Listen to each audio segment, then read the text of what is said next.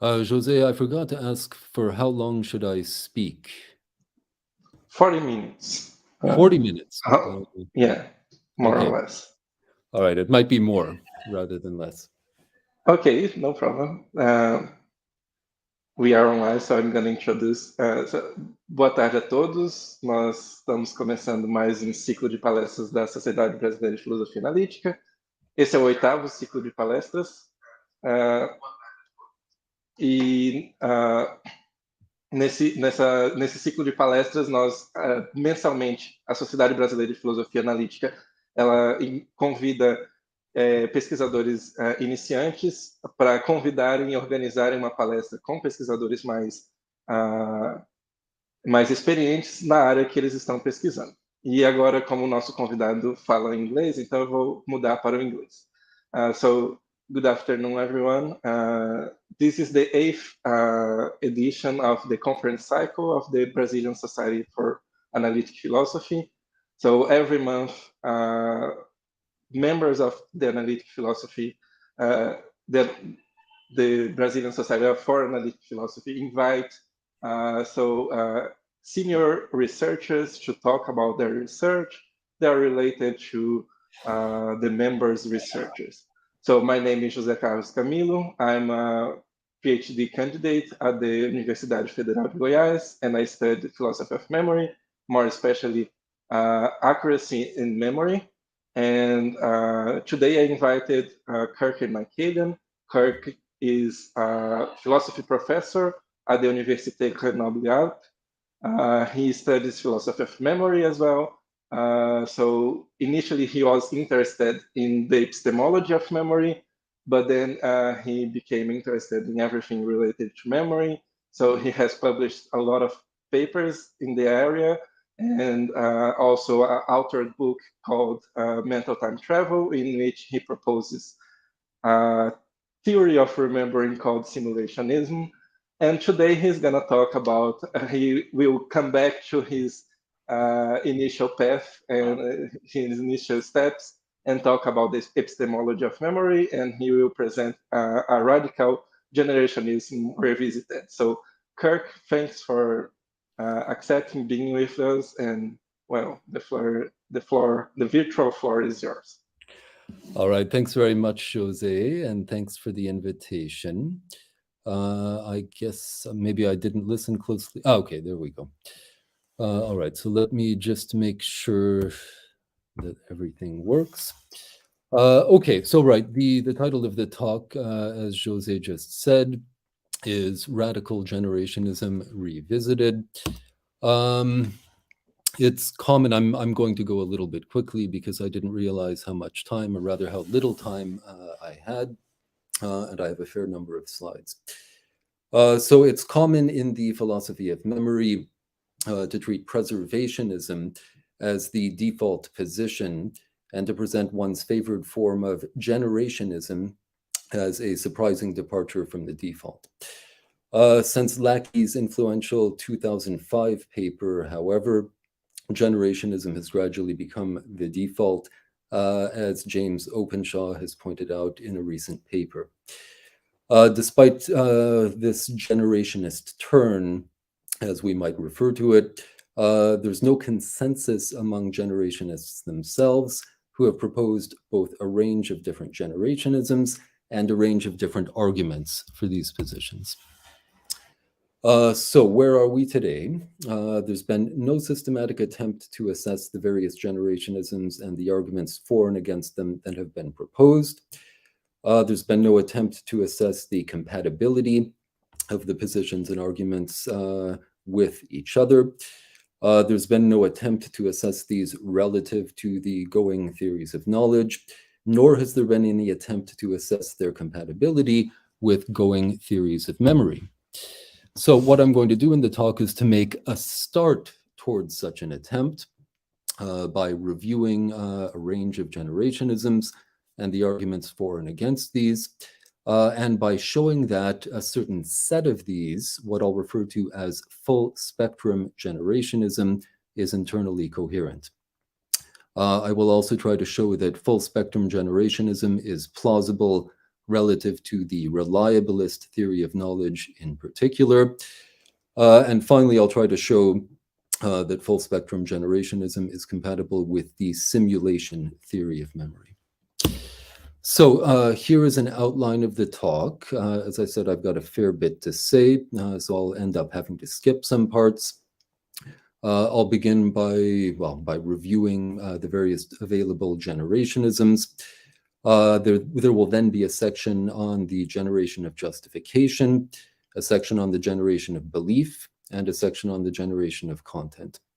At that point, I'll briefly outline what I'll be referring to as full spectrum generationism, and I will talk about the compatibility of full spectrum generationism with simulationism.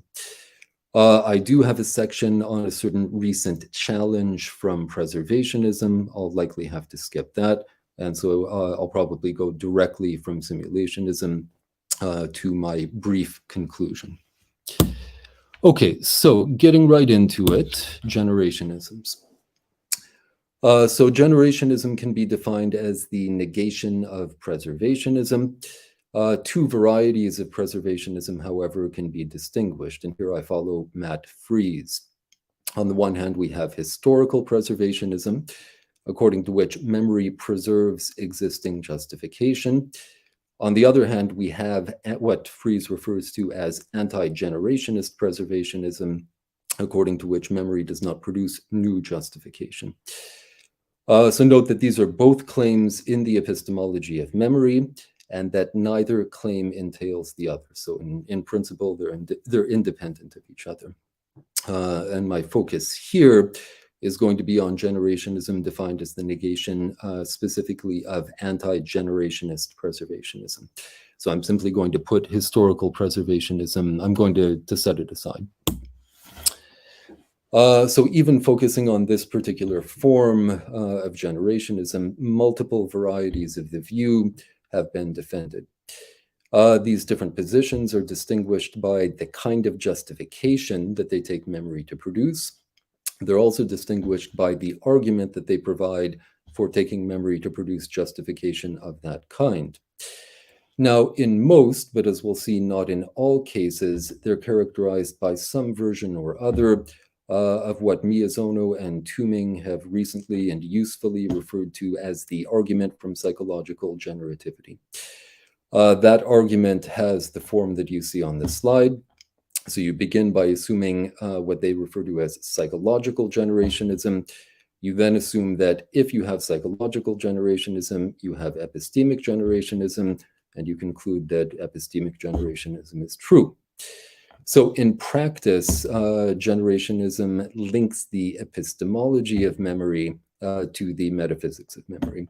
So the generationisms in which I'm going to be concerned are in the first instance epistemological views, but they're epistemological views that have a specific, definite metaphysical basis. Now, before going any further, just in order to avoid any misunderstanding, I want to distinguish preservationism from some related views, from some superficially similar views with which it's sometimes been conflated. In particular, I want to distinguish it from transmissionism and from anti-reconstructivism. So, beginning with transmissionism, it's important to avoid any confusion here. Preservationism, insofar as it concerns the metaphysics of memory as opposed to the epistemology of memory, is a claim about the relationship between the input to and the output of the memory process. So the idea is that the content of a retrieved memory can't exceed the content of the corresponding earlier experience. Transmissionism, in contrast, is a claim about what happens between input and output. The claim is essentially that memory stores content. Now, transmissionism itself comes in two distinct versions. There's what we might refer to as weak transmissionism, according to which remembering draws on stored content. And then there's what we can call strong transmissionism, according to which remembering an event draws on stored content originating specifically in experience of that event. Neither of these claims entails the other. That is, neither of preservationism and transmissionism entails the other, and that's true regardless of whether it's weak transmissionism or strong transmissionism that's at issue. If that's not obvious, we could come back to it in the discussion. So turning to anti-reconstructivism, again, I've already said this, but preservationism is a claim about the relationship between the input to and the output of the memory process. It's the claim that the content of a retrieved memory can't exceed the content of the corresponding earlier experience. Anti-reconstructivism, in contrast, is a claim about what happens between input and output. It's the claim that remembering doesn't involve reconstruction. Again, neither of these claims entails the other, although it's a little bit more complicated than that. We'll see that certain instances of the APG, the argument from psychological generativity, assume that memory can produce new content, which does seem to presuppose reconstructivism. So I will come back to that at the appropriate point. Okay, so getting back to generationism itself, we need to look at some distinctions within the category of psychological generationism. Miyazono and Tuming treat psychological generationism as pertaining to production of new content. Certain versions, however, pertain also to production of new belief. So that's a first distinction. A second distinction, it's going to be useful to distinguish between production of new first-order content and production of new second-order content. We also need a distinction within the category of epistemic generationism. Here, it's going to be useful to distinguish between production of new prima facie justification and production of new ultima facie justification. So taking all of those distinctions into account, and assuming, as is standard in the literature, although this can be challenged, and I will talk about challenges in due course, taking all of this into account, we have the following generationisms. Sorry for the abbreviations, they were the best that I could come up with. So we have generationism about ultima facie justification, generationism about prima facie justification, generationism about belief, generationism about first-order content, and generationism about second-order content. And it's going to get worse, I'm warning you now, because a further distinction is eventually going to be required between two versions of generationism about prima facie justification, and a distinction is going to be required between two versions of generationism about first-order content. So we've got a whole menu of possibilities, and one of the main things that I want to do in the talk is to impose some order here to try to see how these different possibilities relate to each other. Okay, so to begin with, I will look at generationism about justification. So the APG attempts to establish epistemic generationism by appealing to psychological generationism, as I've already said. There are also arguments that attempt to establish it more directly by appealing to a couple of different things. First, to the coming and going of defeaters across the memory process, and second, to the phenomenology of remembering. So let's look briefly at each of these. So Lackey, in the article that I mentioned earlier, presents arguments that appeal to the coming and going both of normative defeaters and of doxastic defeaters. Now, these arguments have a common structure. Each of them appeals to a case that has the structure that you see on the slide. The agent forms a belief at time 1. Everything about the belief-forming process is epistemically okay. But there's an undefeated, normative, or doxastic defeater for the belief's justification. Therefore, the belief isn't justified. The belief is retained in memory, and now, at time 2, when the belief is retrieved, there's a defeater for the belief's justification, and the belief is therefore justified. So Lackey's conclusion is that a belief that's unjustified at the outset of the memory process can be justified at the conclusion of the memory process. And on the basis of that intermediate conclusion, she comes to the overall conclusion that epistemic generationism is true. Now, Senner, in his response to Lackey, argues that the defeaters' argument fails to establish epistemic generationism. The argument, or rather the arguments, pertain to ultima facie justification rather than to prima facie justification. But he suggests the interesting form of generationism concerns prima facie justification rather than ultima facie justification.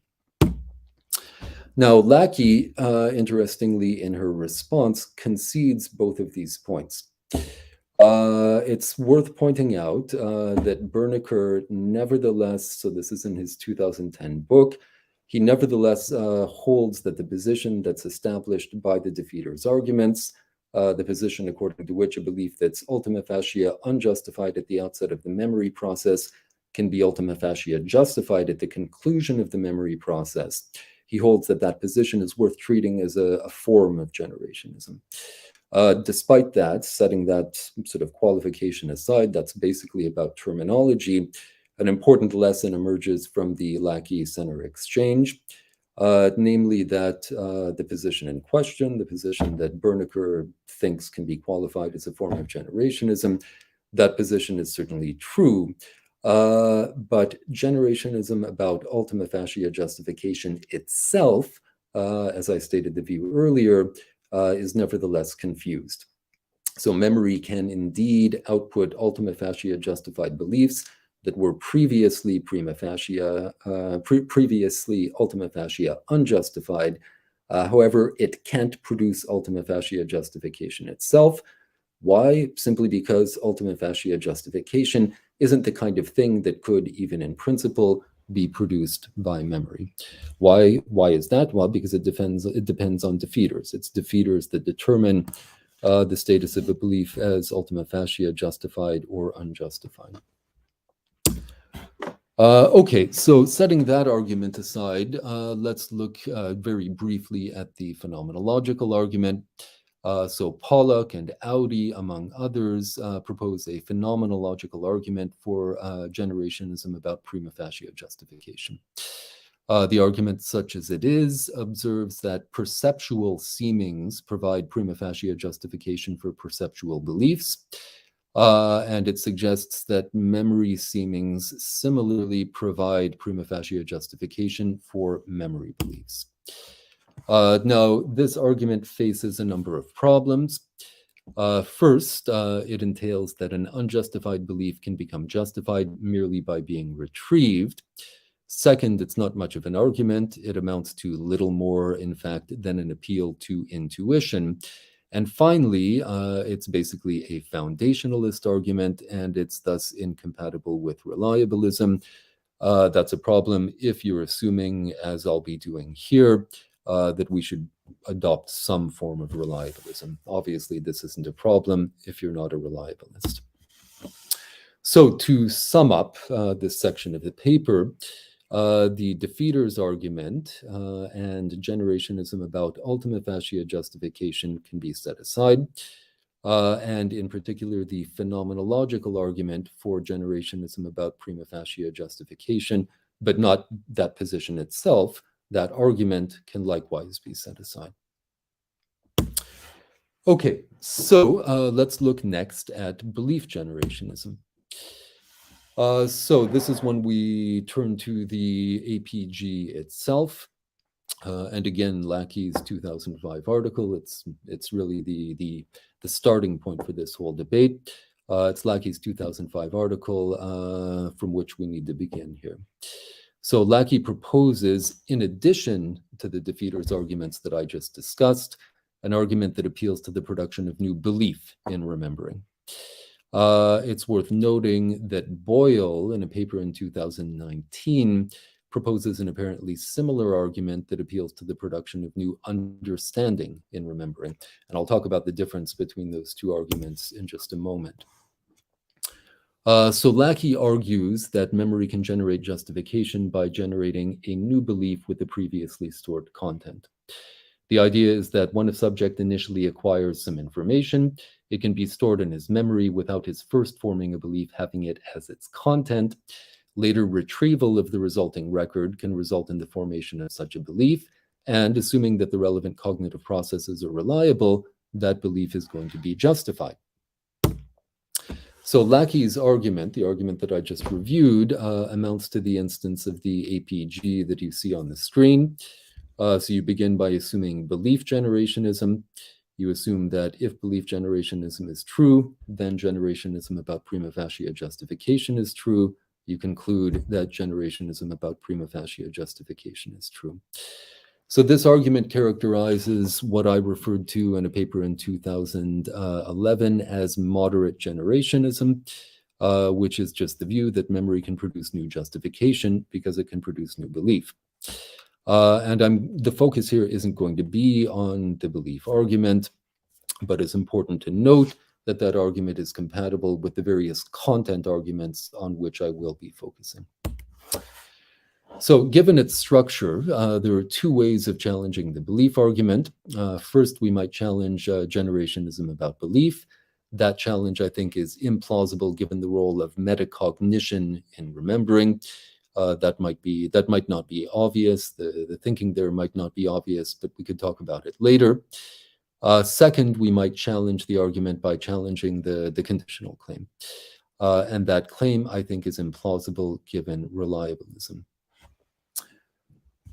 So moving right along, as I mentioned a moment ago, Boyle proposes an argument, what I'll refer to as the understanding argument, that at first glance looks similar to Lackey's argument. So in the case that figures in Lackey's argument, a subject acquires some information that's stored in his memory without his first forming a belief, having that information as its content. Retrieval of the resulting record then results in the formation of such a belief. In the case that figures in Boyle's argument, a subject stores information with or without forming a belief, having that information as its content, and then retrieval of the resulting record results in the formation of a belief that involves a concept that the subject didn't possess at the time of the experience or of initial storage. Since the subject didn't possess the relevant concept, the belief formed at retrieval is going to be new, regardless of whether the subject initially formed some belief or other. Now, Boyle herself takes the understanding argument to be similar to the belief argument. That argument, however, Boyle's own argument, is ultimately about the production of content rather than belief. The constructive character of remembering, it's important to note, plays no role in Lackey's argument. Remembering can, as far as content is concerned, as in the context of that argument, be a perfectly preservative process. The constructive character of remembering does, in contrast, play a role in Boyle's argument. In that argument, or in the case that figures in that argument, remembering generates a new representation by combining information from distinct sources. So the understanding argument ultimately turns out to be a content argument rather than a belief argument. Now, Miyazono and Tooming, looking at objections to the understanding argument, they object to an argument along the lines of Boyle's argument, although if memory serves, they don't actually cite Boyle. They object to this argument by claiming that in cases of this sort, memory doesn't generate new justification because it doesn't do anything, and I quote, particularly interesting. This objection, to my mind, is puzzling. There's a clear sense in which memory does do something interesting here, namely it generates a new belief with a new content. And it may be that the concept, the addition of which results in that new content, isn't itself produced by memory, but memory is nevertheless responsible for combining that concept with content deriving from the original experience, resulting in the overall content of the belief. And this is fairly closely analogous to the cases that are at issue in my construction argument, which I'll talk about a little bit later. Interestingly, it's also analogous to the case that's at issue in Miyazono and Tooming's own constrainers argument, which I'll also discuss. So to sum up the conclusions of this section, It seems to me that the belief argument for generationism about prima facie justification is in good shape, and hence what I'm referring to as moderate generationism is in good shape. The understanding argument, however, I think is going to stand or fall with the other content arguments. That is, with the arguments that I'm going to look at in the next section of the talk, which is about content generationism. Let me just see for how long I've been speaking. 20 minutes. It should be okay. I might go a little bit over the allotted time. All right. So we need to distinguish what I've been calling moderate generationism from what I call radical generationism. So whereas moderate generationism is about the production of justification via the production of belief, radical generationism says that memory can produce new prima facie justification because it can produce new content as opposed to belief. Now, instances of the APG that are meant to establish generationism about prima facie justification have been proposed that appeal to the production of several different things. First, to the production of new first-order content via construction. Second, to the production of new first-order content due to the involvement of constrainers in remembering. And then finally, to the production of new second-order content due to the reflexive character of remembering. There's also a distinct argument for generationism about prima facie justification that actually appeals to the reduction of content through forgetting. However, I don't think that I'm going to have time to talk about that. So looking first at the construction argument, I argued in my 2011 paper that the constructive character of retrieval means that retrieval can generate new content. So remembering draws on content originating in a variety of sources, and it has an inferential character, with the result that the content of the retrieved representation may differ from or exceed the content of the corresponding earlier experience. So there are some examples here that are fairly standard. These include boundary extension and perspective switching. Looking at the names that I can see in the chat, I think that most people in the audience will know about these, so I'm not going to get into the details here. I'll just assume that you're familiar with the basic ideas.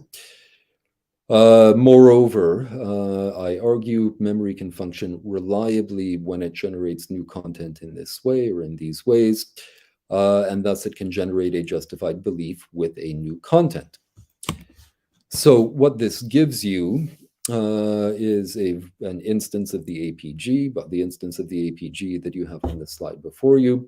You infer generationism about prima facie justification from generationism about first-order content. And as I said earlier, with respect to to Boyle's paper, it looks like her argument is quite close to this. The understanding argument, as I read it, has the same form. Now, given the structure of the construction argument, there are two ways of challenging it. You can challenge generationism about first-order content, or you can challenge the conditional claim. There's also an argument from generationism about first-order content in favor of a position that's related to radical generationism, but an argument that can, in effect, be taken as an objection to the construction argument. It's sort of a reductio. So this is in a paper by Matt Fries. I have some slides on it, but I think I'm going to skip over that section. So you'll see the reference go by quickly in case you're interested, but I don't think that I'll have time to discuss it. So let's look at these two basic ways of challenging the construction argument. So Nane, for example, has argued, so looking first at challenging generationism about first-order content, Nane has argued that boundary extension in particular doesn't involve the production of new content by memory, simply because the apparently new content involved in these cases is already present in the form of mental imagery at the time of the original experience.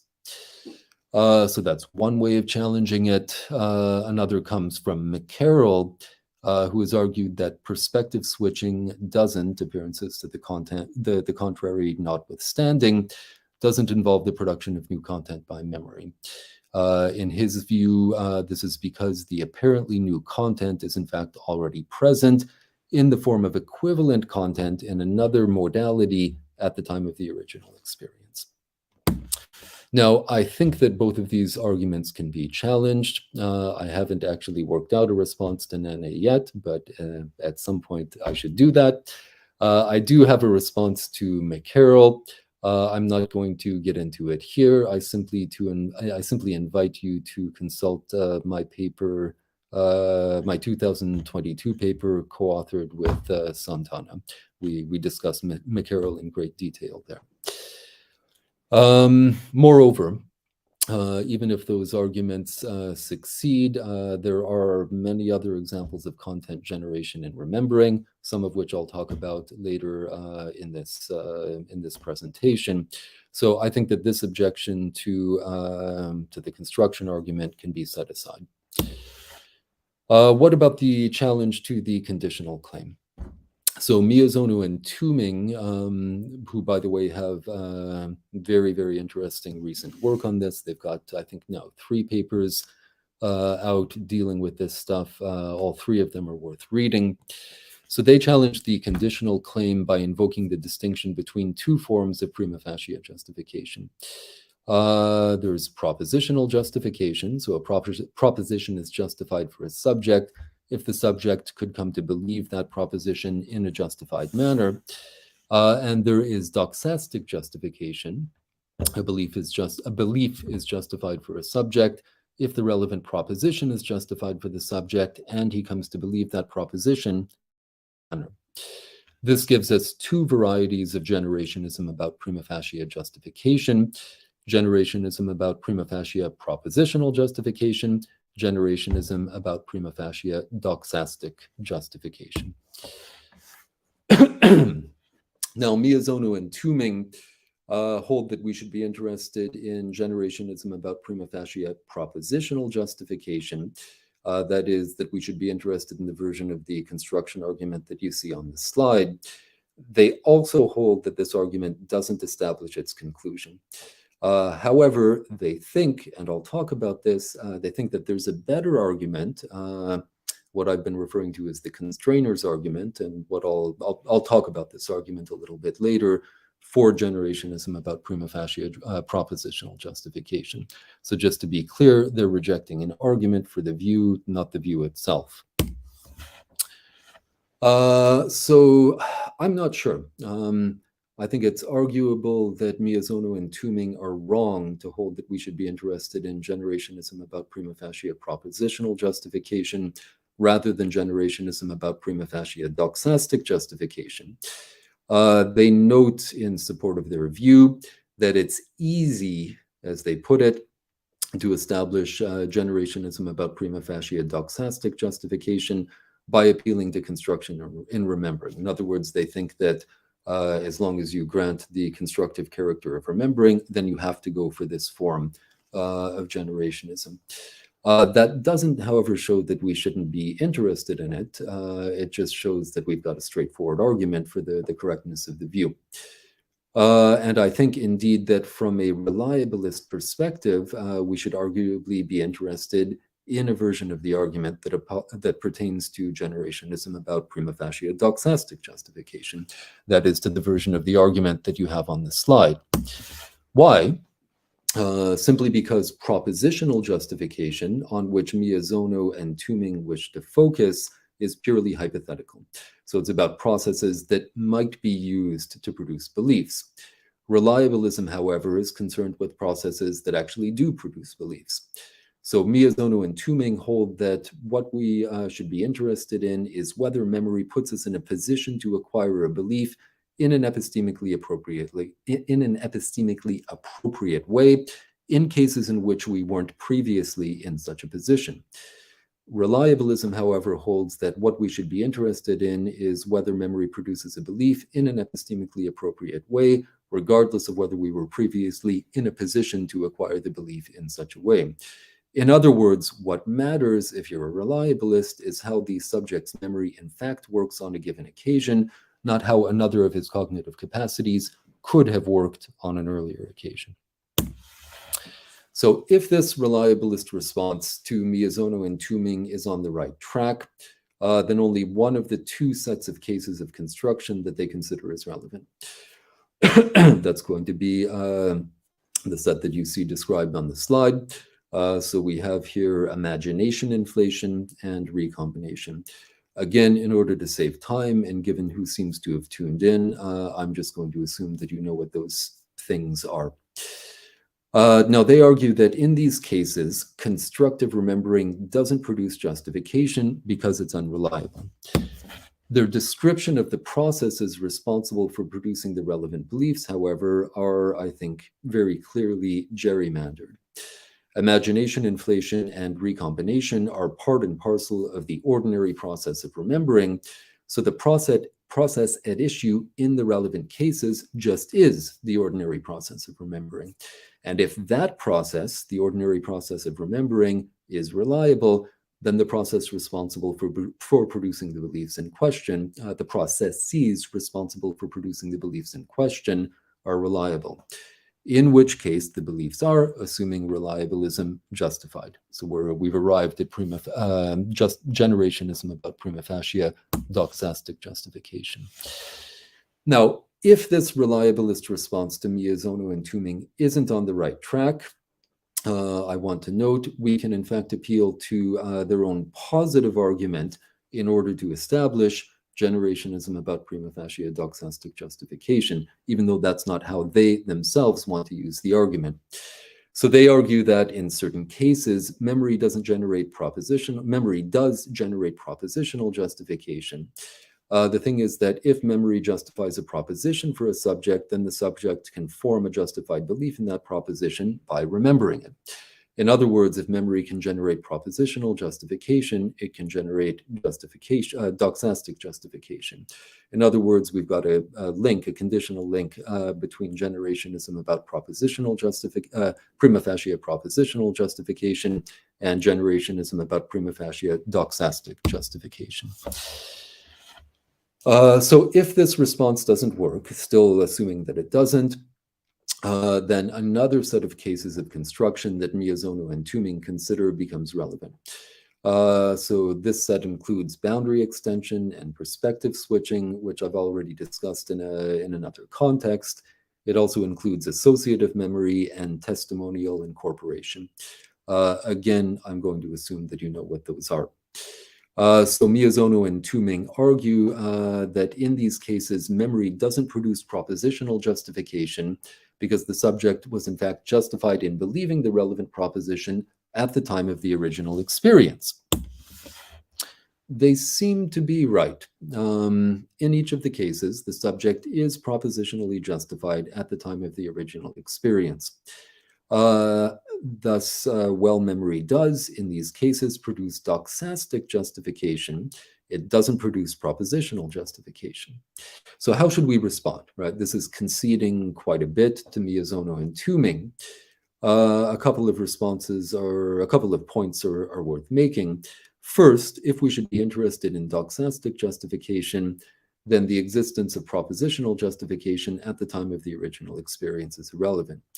Second, however, if we should be interested in propositional justification, then we can appeal to Miyazono and Tooming's own constrainers argument to show that memory produces propositional justification. So we ultimately end up coming to the same conclusion anyway. Okay, so this is the argument from Fries that I said I would need to skip. So let's go directly to Miyazono and Tooming's constrainers argument.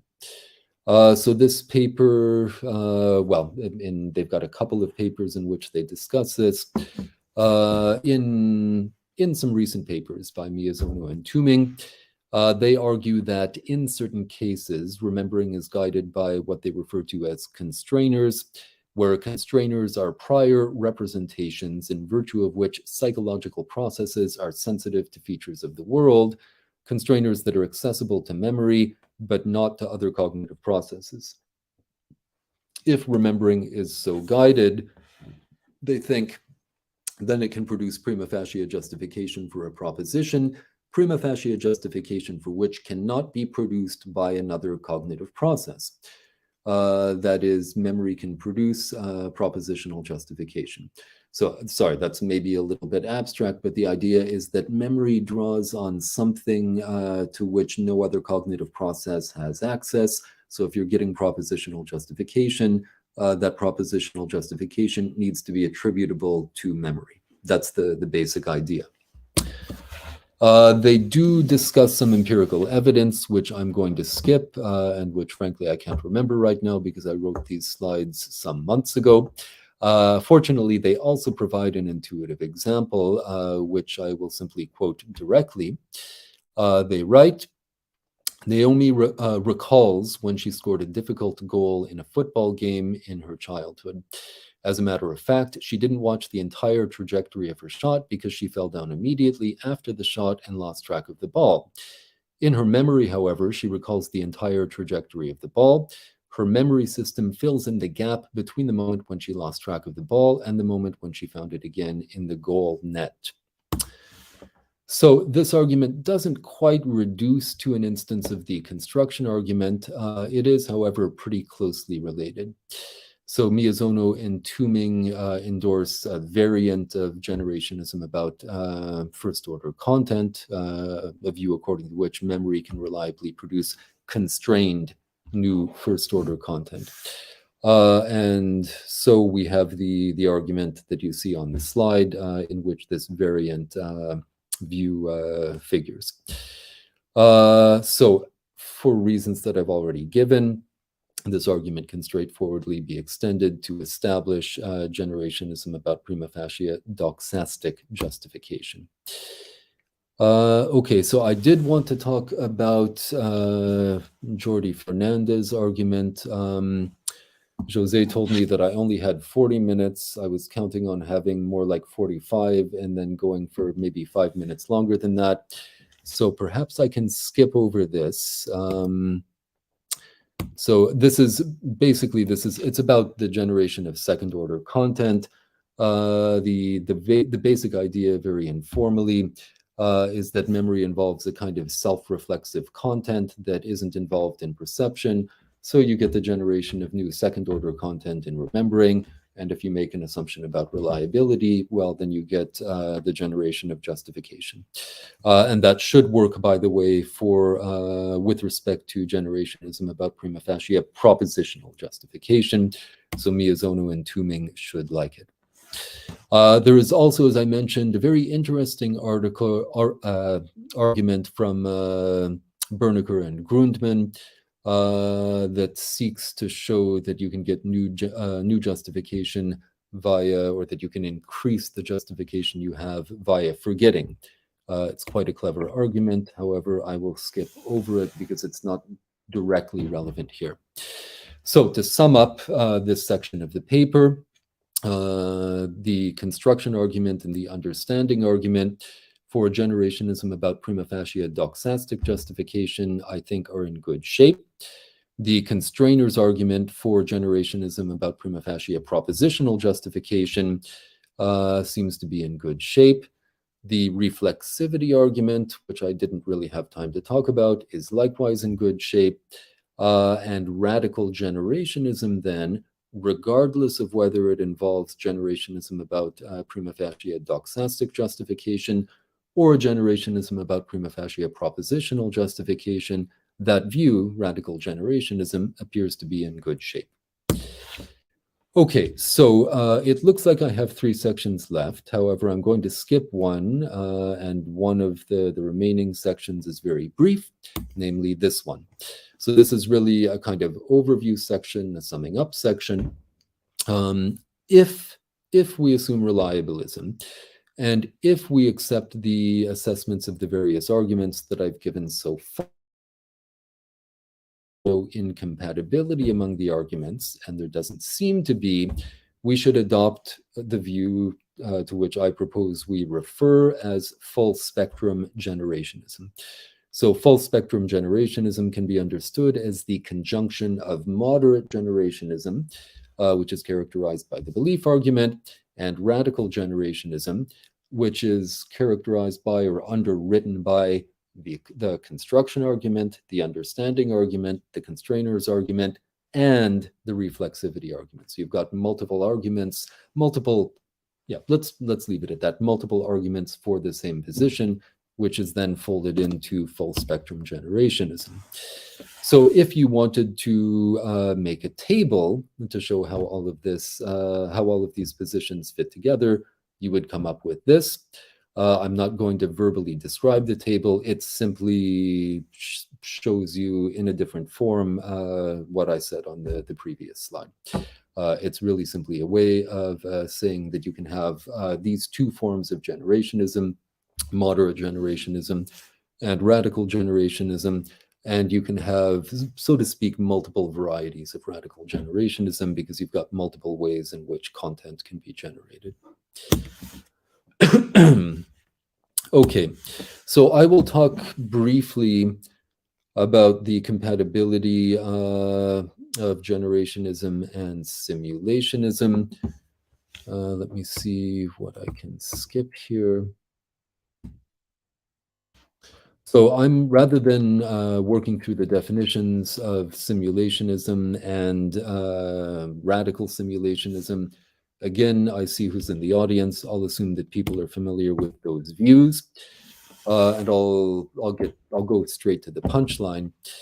So simulationism, the version of it that I proposed in the book in 2016, simulationism fits naturally with the construction argument. And it is, given everything that I've said, compatible with the other components of full spectrum generationism. Moreover, and so the reason I'm doing this is because, so I mean, I myself argued for a form of generationism in the 2011 paper that I cited earlier, but the simulation theory wasn't even on the horizon at that point, so I discussed only a form of constructive form of causalism in that paper. So the question that I'm trying to ask here is very straightforward. If you're a simulationist, should you still be a generationist? The answer, unsurprisingly, is no. Right? So simulationism fits naturally with the construction argument. It's compatible, I think, with the other components of full spectrum generationism. Moreover, it provides additional reason to favor radical generationism in particular. So constructive causalism allows that one can remember more of an event than one experienced. Simulationism allows that one can remember an event that one did not experience at all. And radical simulationism allows that one can remember, in principle, any past event whatsoever. So for both simulationism and radical simulationism, the content of a memory, excuse me,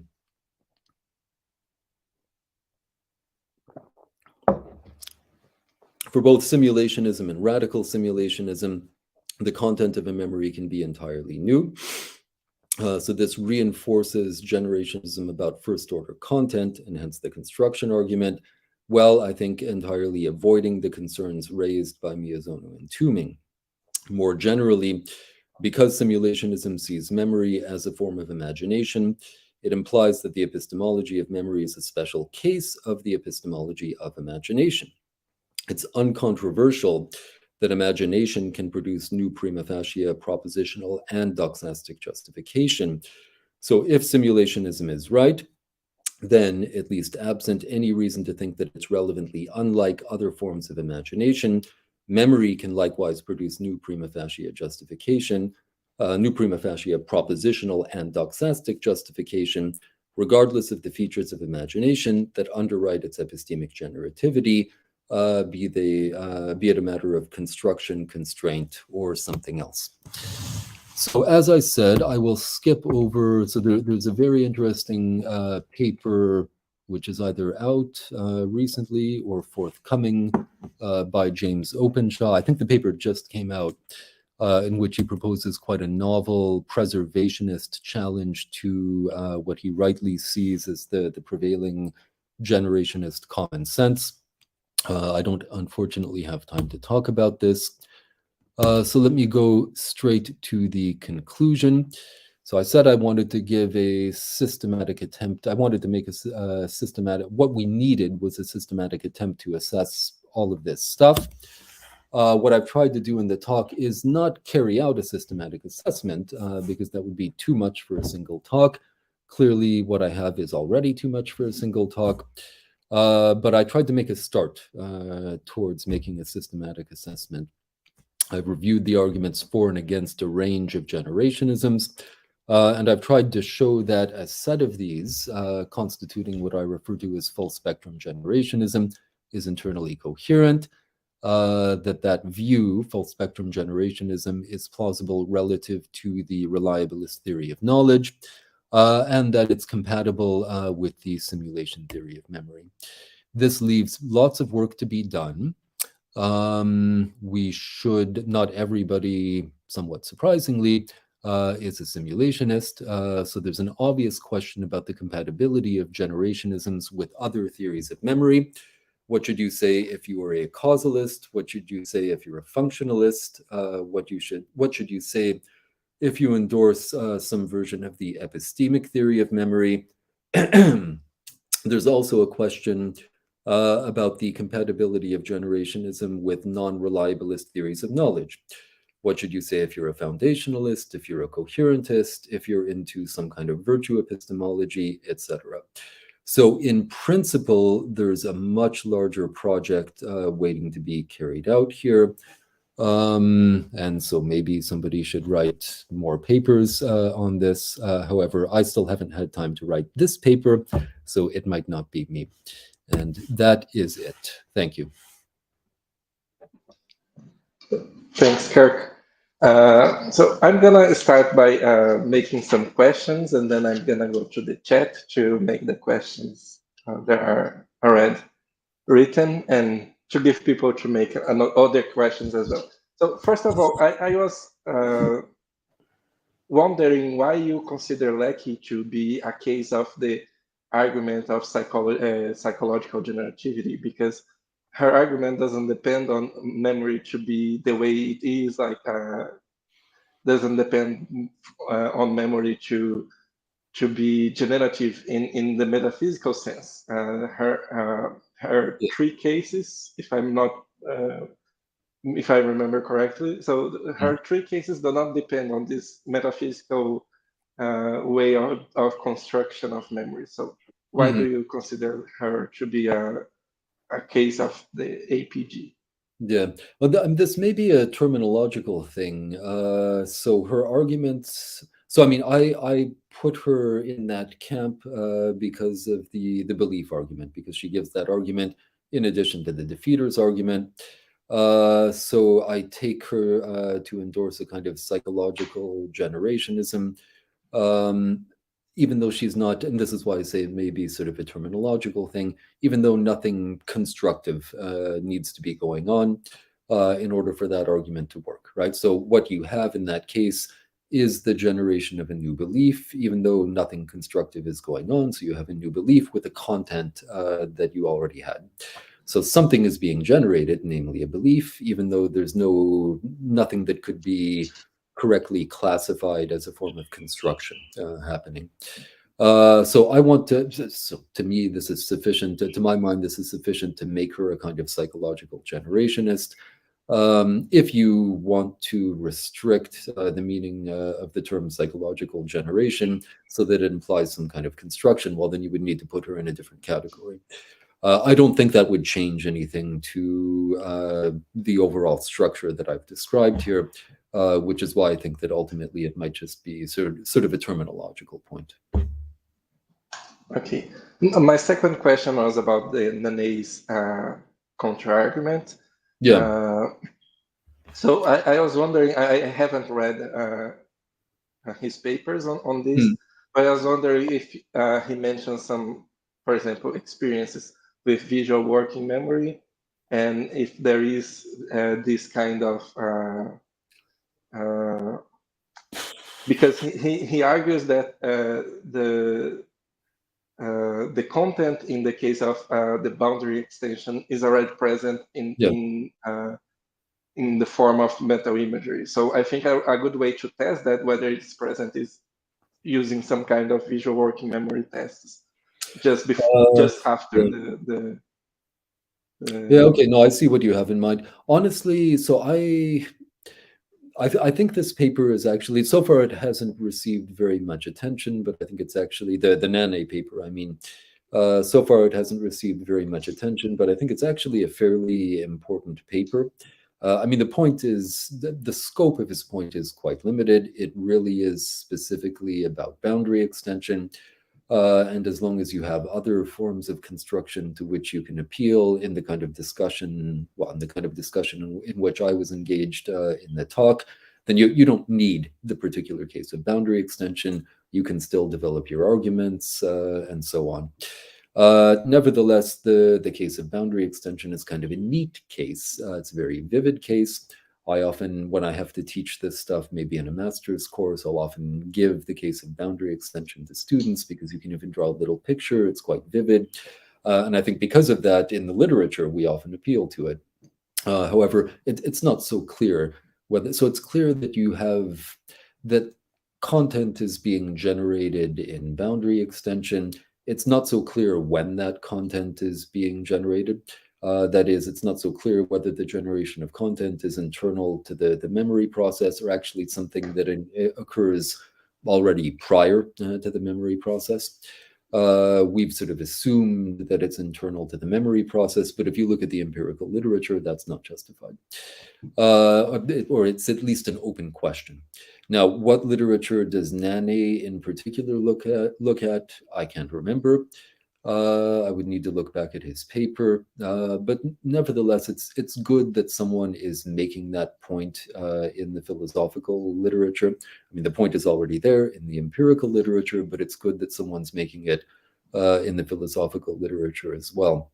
And I mean, I think that, so Nane likes mental imagery, and so of course he's going to say, well, the content is already there, right? So you're already represented what's beyond the edges of view. It's just that you're not doing it visually. It's non-visual mental imagery. Okay, of course he's going to say that kind of thing because he likes talking about that kind of thing. That's not to say he's wrong. It's just this is the kind of view that he naturally goes for. But I think that in this context, what we think about mental imagery in particular doesn't matter so much. It's really the negative point that we shouldn't take for granted that the content is being generated during remembering as opposed to during perceiving. I think it's really that point that matters here. But again, the scope of that point is quite restricted. Excuse me, the scope of the point is quite restricted. It's quite limited. And even if that's true, well, what happens? We set boundary extension aside, and we talk about other instances of construction and remembering, which are going to lead us to the same overall conclusion anyway. Okay, so we have a question by Cesar, is why the role of metacognition in remembering challenges the belief generation argument or makes it implausible? Sorry, where is the... It's appearing on the screen already. Why the role of... Yeah, but I don't think that that's what I said. So the role of metacognition, is there a way for me to go back to the slides? Okay. Okay, okay, there we go. Our secret technical support is, whoops, how do I do this? Is going back, is working in the background. So sorry, I'm not used to, for those of you who haven't done this, I'm doing it for the first time. I can tell you that the interface is a little bit different than what you might be used to. Right, so the idea wasn't, so where was Cesar's question? So the question says, why does the role of metacognition in remembering challenge the belief generation argument? It's not that the role of metacognition challenges the belief generation argument. It's that it challenges a challenge to the belief generation argument. So the belief generation argument, just to get us all on the same page, because I talked about 83 different arguments, The belief generation argument is this, right? You assume generationism about belief. You then say that if that's true, then generationism about prima facie justification is true. And you conclude that generationism about prima facie justification is true. So the challenge to that argument that's relevant here is a challenge to its first premise being simply generationism about belief. What I say on the slide is that I take that challenge to be implausible given the role of metacognition in remembering. I admit that that's very, very condensed. In fact, as I was reading my own slides this morning to remember what I actually say in this talk, when I got to this point, I had to stop and think, okay, what did I actually mean there? So I didn't have time to improve the slides, but it's not surprising that Cesar should have picked up on this because it is a little bit opaque. So the idea, though, even though it's presented in an opaque manner, the idea is quite simple. So what's going on in these cases of belief generation? So again, this is the Lackey stuff, generating a new belief with the previously stored content. What's going on in these cases is simply the idea that you can store. I mean, some people don't. So Cesar Andre has pushed me on this. It doesn't make sense to talk about storing content that isn't the content of an attitude, for example, a belief. Maybe that's right. I don't know. But the basic idea, I think, is pretty straightforward.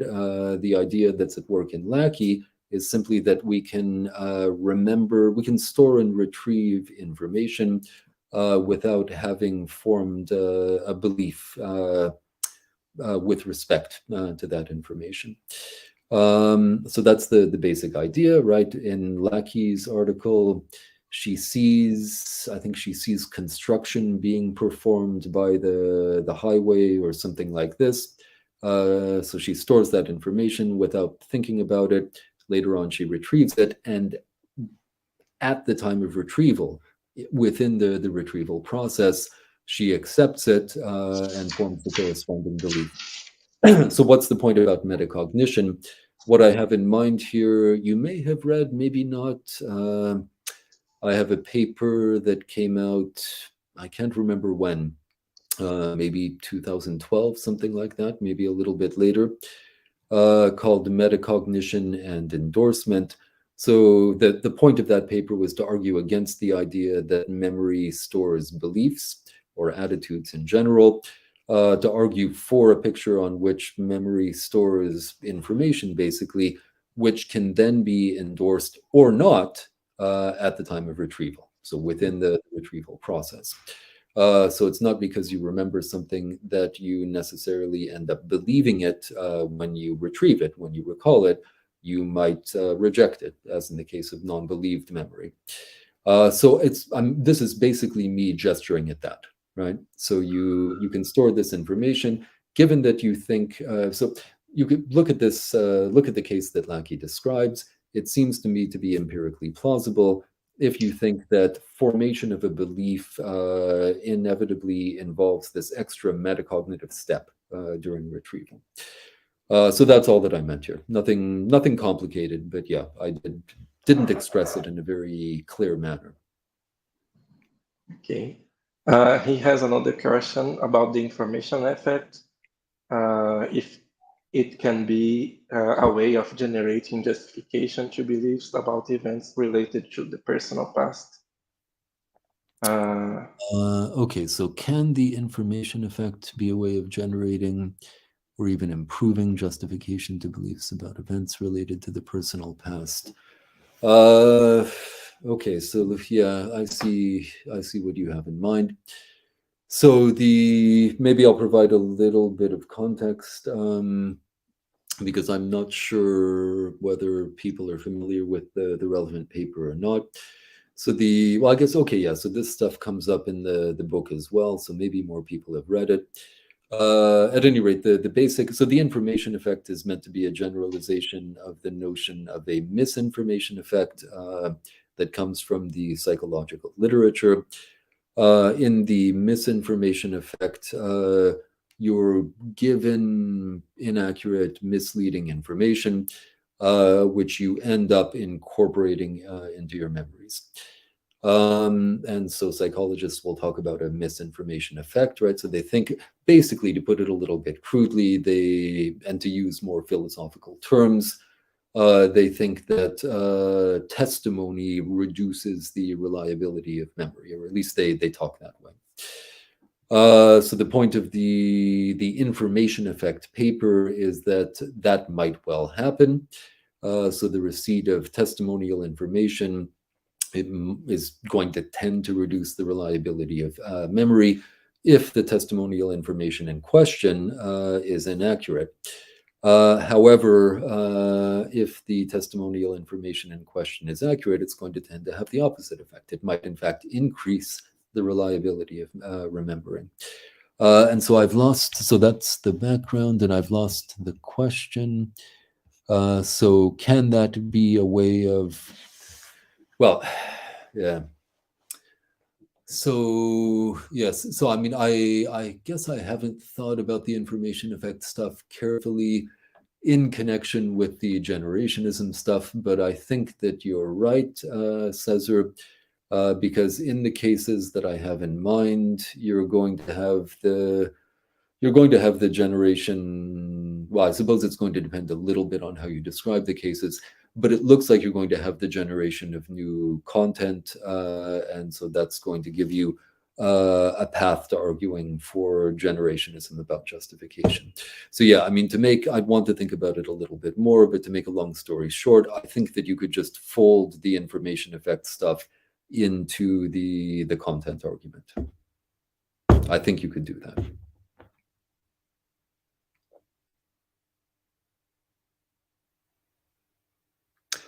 Sorry, Jose, I can't hear you. Sorry, I was thinking about that in this case, the information is coming from the testimony, so it's not a new content, it's just incorporated to the memory. It's going, this is why I said I want to think about it. It's going to depend on what you think of, how you understand generation and so on, and how exactly the incorporation happens. I don't know. Maybe it's not a clear-cut case. Again, I'd want to think about it. But I suspect that there would be a way of appealing to this stuff in order to argue for some of the same conclusions. I suspect. But it's something to think about, I admit. Interesting. Gabriel has a question. In what sense are you conceiving construction in this project? Does it relate to a particular stage of memory formation, like encoding a story, or to the memory formation in general? Okay, so that's a good question. In this project, in this talk, I'm conceiving of it in a very loose way. You'll notice that I didn't provide anything like a definition. If you ask me for a definition now, I refuse to give one, because it's a hard notion to define. It gets used in different ways by different people. I don't think that I could give a definition that would satisfy everyone. What I can say, so I mean, what I can say is this: the focus in all of the examples that figure centrally in this argument is on the retrieval stage of the memory process. So construction, I would need to sort of think back over the various cases. In most of them, it's the retrieval stage that's at issue. Maybe in some of them, other stages are at issue. I don't know. I need to kind of mentally go back over everything, which I'm not going to do now. So, I mean, you could think of reconstruction, roughly speaking, as involving the production of content or the production of belief at the retrieval stage of remembering. That doesn't mean, though, that in principle we need to restrict the notion to that stage. Certainly you can talk about construction during encoding. If you want to read someone who's good on this sort of construction during encoding versus construction during retrieval, I recommend Chris McCarroll, in particular his book, which makes very explicit use of this notion. And then, well, there's also the paper that I mentioned, my paper with Andre Santana, which came out, I think, in 2022, which is entirely a response to McCarroll's book. So again, that's another place where the distinction between construction during encoding and construction during retrieval plays a role. That being said, I think that we should use the term even more broadly than that. It makes, for obvious reasons, for reasons I think that will be obvious to you at any rate, I think that it makes sense to talk about construction occurring during the consolidation process as well. I mean, storage, sort of by definition, can't involve construction, because storage is what happens when consolidation is over, if consolidation is ever over, right? So storage is what happens when nothing else is happening. So I guess it's sort of trivial to say that there's no construction during storage. Although there's a real question about whether storage in that sense ever actually occurs, or whether memories aren't perpetually being consolidated. But setting that aside, clearly there's something that could be qualified as construction that happens during the consolidation process. That's, again, almost definitional, almost trivial, sort of built into the notion of consolidation. Memories are still being modified.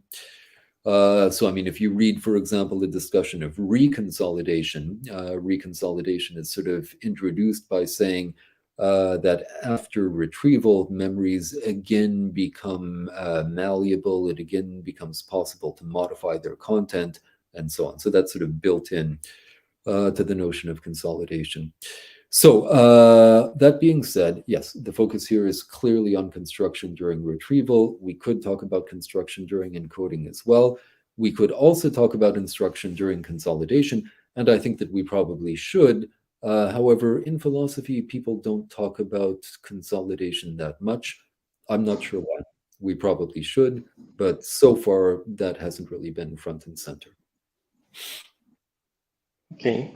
And we have the last question by Urin. Under radical simulationism, and when A remembers an event not experienced by A, but experienced by B, which justification is compared to which to say there is new justification? I think it's a question on what is... Okay, good question. Yeah. Okay. All right, so let me think it through, or let me try to think it through and see if I have anything interesting to say. Okay, so this question comes up because radical simulationism allows you... hang on, I think I know what I want to say. So the question comes up because radical simulationism allows you to say that you can remember an event that you didn't yourself experience. In particular, you can remember an event that someone else experienced. So, if we want to know whether you have a new justification, then it looks like there's a question about whether we're comparing the justification that you have now at the time at which you're remembering the event to the justification. There's a question about to which earlier justification we should compare it, in particular in a case in which you didn't experience the event, but someone else did. So, I guess what I want to say is that I think, so it's a clever question, but I think that it's a little bit misleading. So there's nothing in radical simulationism that makes anyone else's perception, anyone else's experience of the earlier event relevant. And I don't see, so sorry, I was rereading the question. So I'll say it again, there's nothing in radical simulationism that makes anyone else's experience of the earlier event relevant, and hence there's nothing in radical simulationism that should make anyone else's previous justification relevant. So, if you, I know that you've read, I assume that you've read, given that you're asking the question, the paper in which I describe radical simulationism, the paper in which I argue for it. I give an example there about remembering Napoleon's arrival in Grenoble. Right, so the point is not to say that there's any connection between my now remembering, allegedly remembering, according to radical simulationism, my now remembering that event and Napoleon's remembering that event. That's not the idea. The point is that if I can generate an appropriate representation, in a reliable way, regardless of where it comes from, and regardless of where the content of that representation comes from, and regardless of whether I was there for the event, then I can be qualified. I count as remembering the event. So I don't see what it is in radical simulationism that would make anyone else's justification relevant. Moreover, and this is a distinct point, but it's another way of getting to the same conclusion, because there's no requirement in radical simulationism that the rememberer himself have experienced the event, nor indeed is there any requirement that anyone have experienced the remembered event. There's nothing in the theory to make any earlier level of justification relevant. So we don't. So part of the payoff. Maybe this is what maybe I went a little bit too quickly over the last in the last real section of the talk. Right. I mean, this is part of what's different. This is part of what changes when you move from constructive causalism to simulationism. There's not necessarily any earlier state, any earlier mental state, any earlier state of justification that's relevant in remembering, for the same reason that there isn't necessarily any such state in the case of imagining. So although I presented those views in sort of a sequential way, constructive causalism, simulationism, radical simulationism. In fact, there's really a sort of qualitative break when you move from constructive causalism to simulationism. Right? The game changes at that point. Oh, okay, I think while I was rereading the question, I think maybe this question has a fundalist view of epistemology rather than a reliabilist view of justification, at least. That's why he thinks that the justification must be dependent on what happened in the process. I'm not sure. Well, I mean, this is about we could get into it. It's going to depend on certain details of the way in which you define generation and so on. And unfortunately, as I'm learning, as I learned at the very beginning when we were getting things set up today, this isn't really interactive, so I can't wait for him to reply, and we can't sort of go back and forth in the usual way. So maybe we leave that for another occasion. Yeah, sure. So thanks, Kirk, for the talk, and thanks for everyone for participating and making the questions. And this month we are gonna have another edition of the conference cycle. So